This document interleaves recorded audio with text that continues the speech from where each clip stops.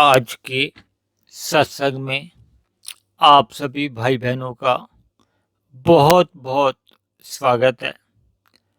आज के सत्संग का विषय है शुभ संस्कार।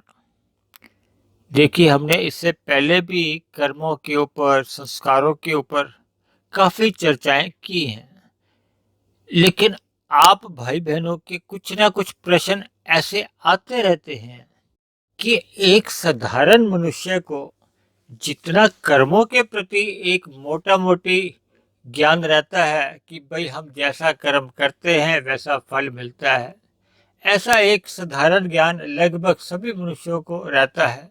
भले ही मन से नहीं भी मानते, लेकिन इतना एक साधारण ज्ञान तो बना ही रहता है।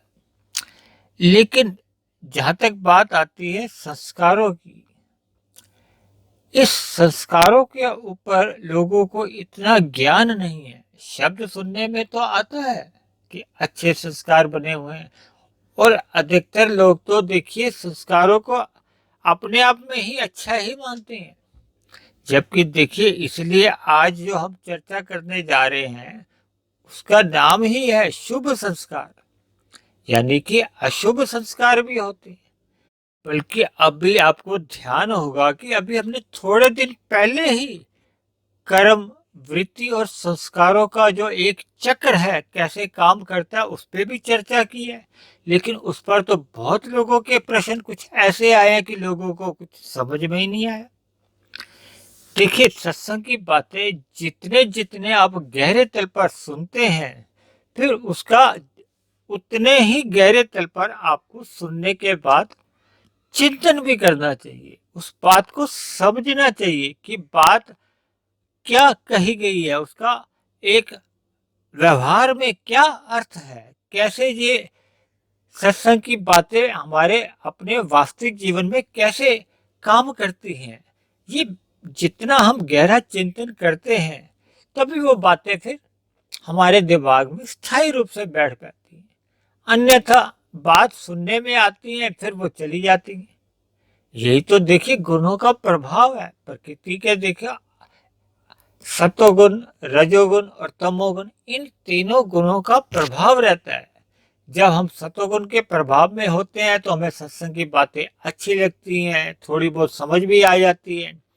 लेकिन जब हम उस पर पुनः चिंतन नहीं करते, उस पर शोध नहीं करते, तो फिर जब हम रजोगुण के संपर्क में आते हैं संसार में, या कभी कभी तो हम तमोगुण के संपर्क में भी आ जाते हैं या चले जाते हैं, तो फिर वो सतोगुण में जो हमने बातें ग्रहण की होती हैं वो धीरे धीरे उड़ जाती हैं या कहो समाप्त हो जाती हैं। इसलिए फिर से उस पर हम चर्चा करते हैं। तो ये सिलसिला एक साधारण मनुष्य के जीवन में चलता ही रहता है। लेकिन मेरी आप सभी भाई बहनों से विनती है कि इन सभी सत्संग की बातों को श्रद्धा पूर्वक सुनना चाहिए, फिर समय समय पर उस पर चिंतन करते रहना चाहिए, ताकि बार बार चिंतन करते करते वही जो हमारे मन के अंदर जो एक छाप बनती है वही एक संस्कार का रूप धारण कर देती है। जैसा कि आप और हम सब ये जानते ही हैं कि ये 84 लाख तरह की योनियां हैं। 84 लाख योनियों में केवल मनुष्य योनि ही एक कर्म योनि है। शेष सभी की सभी योनियां भोग योनियां कहेगी।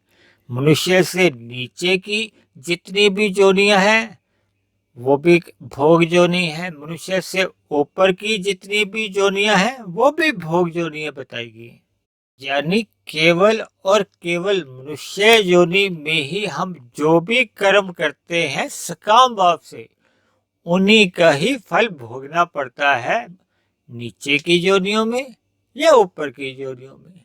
नीचे की योनियों में पाप कर्मों का क्षय होता है और ऊपर की योनियों में पुण्य कर्मों का क्षय होता है। लेकिन मनुष्य योनि में पाप कर्मों का भी क्षय होता है, पुण्य कर्मों का भी क्षय होता है, और नए कर्म भी बनते हैं, नए संस्कार भी बनते हैं। यानी कि मनुष्य योनि में ही हमारे द्वारा जितने भी सकाम भाव से कर्म किए जाते हैं वो सभी लिखे जाते हैं। अब ये कर्म पाप कर्म भी हो सकते हैं, पुण्य कर्म भी हो सकते हैं। देखिए, जब हमारे किसी कर्म द्वारा अन्य किसी जीव को दुख होता है, कष्ट होता है, पीड़ा होती है, तो वो हमारा पाप कर्म गिना जाता है। यदि हमारे किसी कर्म द्वारा अन्य जीवों को या अन्य किसी जीव को सुख मिलता है, तो वो हमारा पुण्य कर्म गिना जाता है। देखिए, हम अपने जीवन में पाप कर्म करते हैं या पुण्य कर्म करते हैं, दोनों ही कर्मों का हमारे मन के अंदर एक छाप बनती जाती है, एक उसका प्रभाव पड़ता जाता है। उसी को ही संस्कार कहते हैं। अब ये सभी संस्कार शुभ भी हो सकते हैं, अशुभ भी हो सकते हैं। देखिए, जब मनुष्य पाप कर्म करता है तो अशुभ संस्कार बनते जाते हैं। जब हम पुण्य कर्म करते हैं तो हमारे शुभ संस्कार बनते हैं। देखिए, जब भी हम अपनी स्थूल इंद्रियों द्वारा कर्म करते हैं तो कर्म तो हमारे स्थूल गिने जाते हैं, इनके संस्कार बन गए। लेकिन जब जब हम अपने मानसिक रूप से यानी कि मन के द्वारा भी जब हम क्रियाएं करते हैं, सोचते हैं, कर्म करते हैं, वो भी मानसिक कर्म करते हैं, उनका कर्माशय तो नहीं बनेगा, क्योंकि हमने देखिए किसी जीव को कष्ट तो दिया नहीं, ना हमने कोई पुण्य किया, लेकिन उनका कर्माशय तो नहीं बना, लेकिन उनके संस्कार अवश्य बनते हैं। यानी कि हमारे स्थूल इंद्रियों द्वारा जो कर्म नहीं भी किए जाते, लेकिन मानसिक रूप से जब हम चिंतन में कुछ लेते हैं तो उसका मानसिक प्रभाव यानी कि संस्कार उनके भी बनते हैं। एक बात और आपको पुनः याद करा दें, देखिए हमारे 3 शरीर होते हैं, स्थूल शरीर, सूक्ष्म शरीर और कारण शरीर। एक दूसरे को जो हम देखते हैं ना, जो छू सकते हैं, ये हमारा स्थूल शरीर है। इसी तरह हमारा एक सूक्ष्म शरीर होता है जिसमें 17 तत्व होता है, जिसमें मन बुद्धि ही मुख्य रूप से गिने जाते हैं। इसी तरह हमारा एक कारण शरीर भी होता है जिसमें हमारे ये कर्माशय भी इकट्ठा होता जाता है, और जो हमारे शुभ या अशुभ संस्कार यानी कि जितने भी हमारे संस्कार बनते हैं ये भी कारण शरीर में रहते हैं। एक साधारण बोलचाल में तो हम कह देते हैं कि हमारे मन में संस्कार बनते हैं, सूक्ष्म शरीर को ही चेतन मन भी कह दिया जाता है। इसी तरह कारण शरीर को अवचेतन मन भी कह दिया जाता है। मोटी भाषा में आप इसको स्टोर रूम भी कह सकते हो। देखिए, हमारे जैसे जितना भी कर्माशय अनेकों जन्म से बनता जाता है, देखिए हमारे कर्म तो केवल मनुष्य योनि के ही लिखे जाते हैं, तो हमने अनेकों मनुष्य योनि में अब तक जितने जितने कर्म किए हैं, जिनका फल भोग लेते हैं वो तो नष्ट हो जाते हैं, जिनका फल अभी भोगा नहीं है, जो अभी भोगने बाकी हैं। इसी तरह देखिए, कर्मों का तो हम भोग करते हैं, लेकिन संस्कारों का भोग नहीं होता। ये संस्कार इतने सूक्ष्म होते हैं कि मैं शब्दों में भी आपको बयान नहीं कर सकता। देखिए, इनको प्रत्यक्ष रूप से आप महसूस भी नहीं कर सकते। देखिए, ये जैसे जैसे हमसे कर्म सहज रूप में होते हैं ना, ये हमारे संस्कारों के परिणाम स्वरूप होते हैं। यानी दूसरे आसान शब्दों में आप ये भी कह सकते हो कि जैसे जैसे हमारा संस्कार है, इसको आप स्वभाव भी मान सकते हो। देखिए, हम जैसे जैसे कर्म करते हैं तो फिर हमारा वो कर्म करने की जो अंदर छाप पड़ती है, संस्कार पड़ते हैं ना, वो हमारा फिर धीरे धीरे वो स्वभाव बनता जाता है। अक्सर ऐसा देखने में आता है कि शुभ संस्कार का प्रभाव जल्दी से नहीं बनता, और जबकि अशुभ संस्कार बहुत जल्दी बन जाते हैं। ये आपने हमने महसूस जीवन में किया ही है।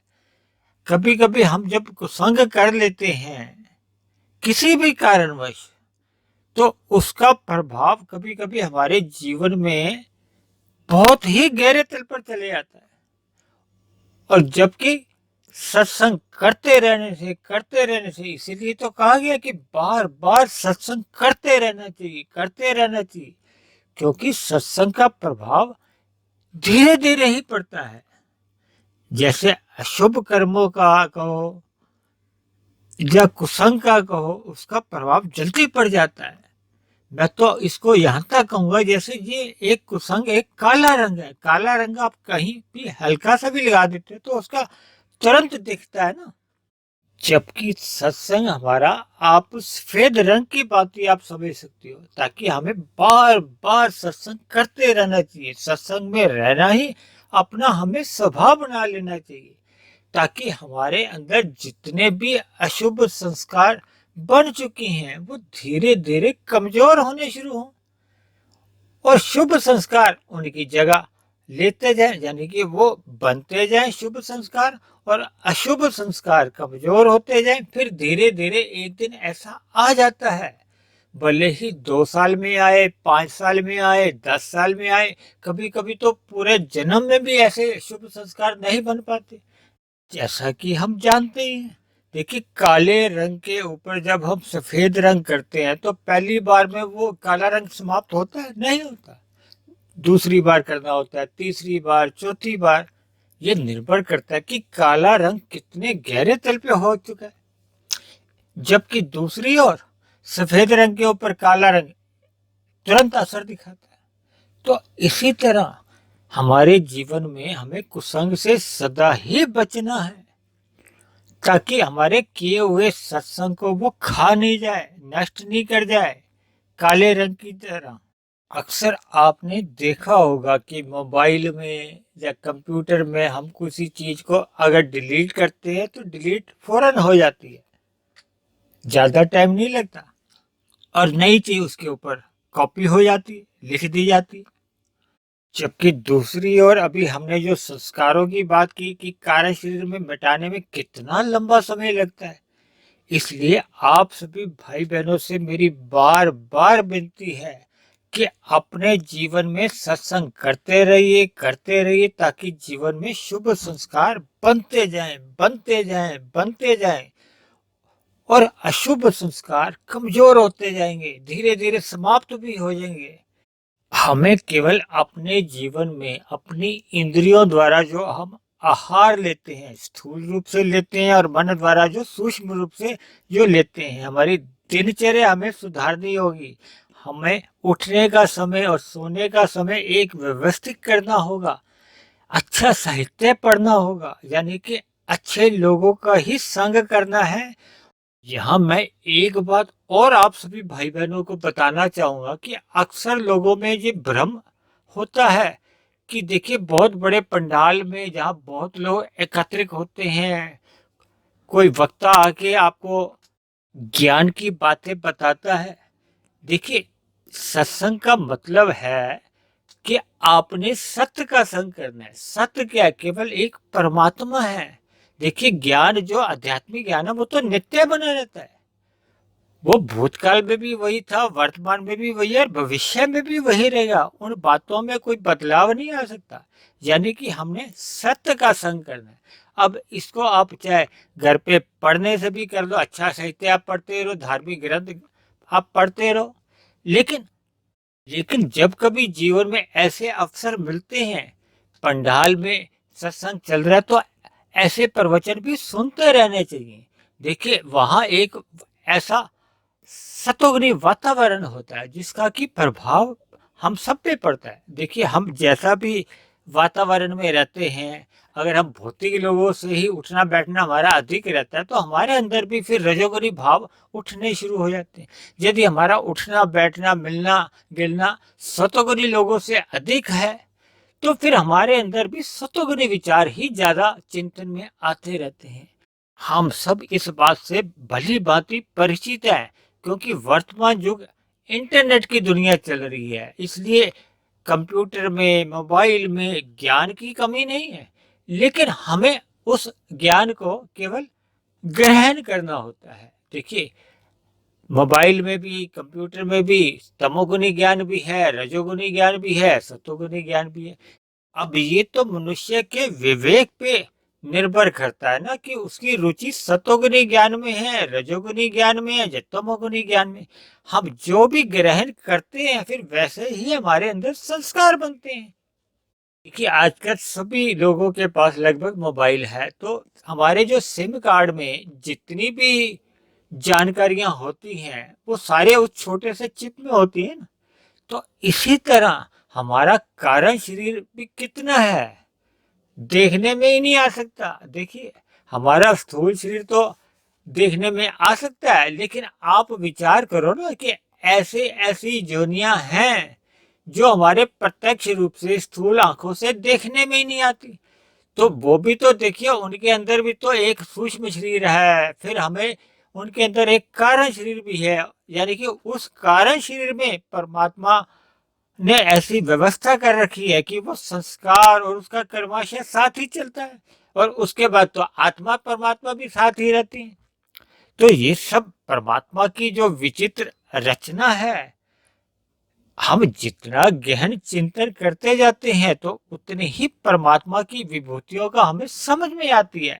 जैसे जैसे परमात्मा से हमारी प्रीति होती जाती है तो फिर हमारे सकाम कर्म जो कि पूर्ण रूप में हम करते हैं ना, वो भी समाप्त होने शुरू हो जाते हैं। फिर मनुष्य निष्काम कर्मों की ओर आगे तरक्की करता है। देखिए, गीता में तो श्री कृष्ण भगवान जी ने कहा है कि हमें कर्म योग में रहना है, यानी कि निष्काम भाव से। यानी कि हमें केवल अपने कर्तव्यों का पालन करना है, हमें फल को ध्यान में रखते हुए कर्म नहीं करने। यानी कि हमें अपने कर्तव्यों का पालन करते हुए परमात्मा की स्मृति बढ़ाते हुए कर्म योग में रहना है। इसी को ही हम निष्काम कर्म भी कहते हैं। और निष्काम कर्म के देखिए, हमारे जो कर्माशय में अभी बताया ना, कारण शरीर में काम कर्म ही लिखे जाते हैं, निष्काम कर्म लिखे नहीं जाते। लेकिन हमारे निष्काम कर्मों का भी एक स्वभाव बनता है, हमारी आध्यात्मिक उन्नति होती है, हमारे अंदर बहुत ही अधिक शुभ संस्कार बनते जाते हैं। देखिए, जैसे जैसे हमारे शुभ संस्कार बनते जाते हैं वैसे वैसे ही हमारे अंदर के अशुभ संस्कार मध्य कमजोर होते हैं, समाप्त होने शुरू हो जाते हैं। और एक ऐसा समय भी आता है जब वो जड़ से समाप्त हो जाते हैं। शास्त्रों में उसको दग्ध बीज कहा गया है, जब वो जल जाते हैं। देखिए, ये संस्कारों को शास्त्रों में बीज रूप में भी कहा गया है। और बीज का तो स्वभाव है, जब तक वो जल नहीं जाता, दग्ध बीज नहीं होता, तो फिर तो वो पुनः अंकुरित हो सकता है। देखिए, अगर हमारे अंदर कोई संस्कार पूर्ण रूप से समाप्त नहीं हुआ, तो फिर अगर उनको जीवन में फिर कभी परिस्थितियां मिलती हैं, कुसंग ऐसा मिल जाता है, तो फिर वो दोबारा से संस्कार बलवान होने शुरू हो जाते हैं। तो इसलिए मनुष्य जीवन में हमने जितना भी हो सकता है हमने शुभ संस्कार ही बनाते जाना है, क्योंकि मनुष्य जीवन में ही हमारे संस्कार बनते भी हैं और बिगड़ते भी हैं। जैसे मनुष्य जोनि कर्म जोनि है ना, मनुष्य जोनि में ही किए गए कर्म लिखे जाते हैं। इसी तरह संस्कार भी केवल मनुष्य योनि में ही बनते भी हैं और बिगड़ते भी हैं। देखिए, जो हमारे अंदर शुभ संस्कार बने हुए हैं, उनको अगर हम बार बार जीवन में हम कुसंग ही करते हैं, पाप कर्मों में ही लिप्त रहते हैं, तो फिर हमारे जो बने हुए शुभ संस्कार भी धीरे धीरे समाप्त हो जाते हैं। और जैसे जैसे अंदर से शुभ संस्कार समाप्त होते जाते हैं, तो फिर हमारे अंदर के बुरे संस्कार फिर हमें अपराध कर्मों में लगा देते हैं, पाप कर्मों में जबरदस्ती लगा देते। देखिए, समाज में जो आप चोरी डकैती अपराध देखते हो, बलात्कार जैसे भी आप केस देखते हो, कलयुग में आए दिन हमारे आपके सुनने में आता है ना, इतनी हत्याएं होती जा रही हैं कलयुग में।